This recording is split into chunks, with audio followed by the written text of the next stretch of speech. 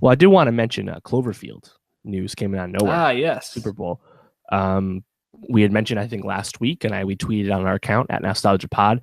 Deadline had a thing about how Netflix was perhaps going to buy Cloverfield 3 / God Particle from Paramount. And it turns out they did exactly that. It was called God Particle. It was a movie that was not Cloverfield. It was an old movie. Then they kind of hamstrung in the Cloverfield aspect. May have been called Cloverfield Station at one point. Now it's called a Cloverfield Paradox. And Netflix dropped a bomb on us during the Super Bowl. Totally unexpected that it'd be available after the game.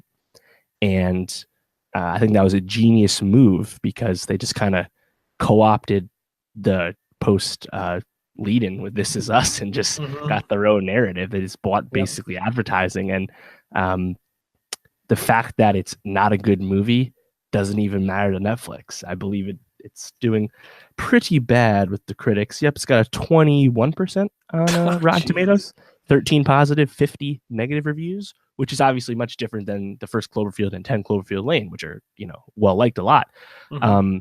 But much like Bright, which Netflix proudly will tell you had 11 million viewers in the first 3 days and is getting a sequel, it doesn't matter if this was good or not because it had a conversation going about Netflix and people were tuning in to watch this movie.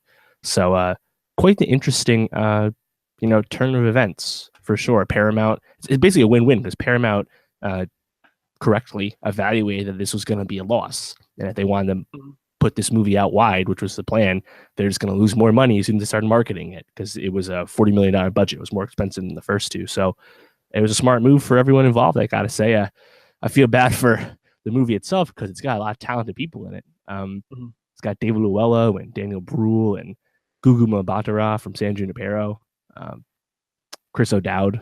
It's got good people in it, but alas, it's not too good. But I think I mentioned this last week too. The fourth Cloverfield's coming in October when that's still with Paramount. So the brand will keep going, but fascinating stuff.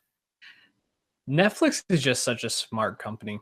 Like at this point, to take this kind of property, especially when it's not really good property, and to drop it the way that they did and just be like, all right, we know that this isn't going to be something people are going to be like for this particular movie, but to drop it on Super Bowl Sunday and be like, and then you can watch it. And people are just like, oh, fuck, I gotta watch this. It's exactly.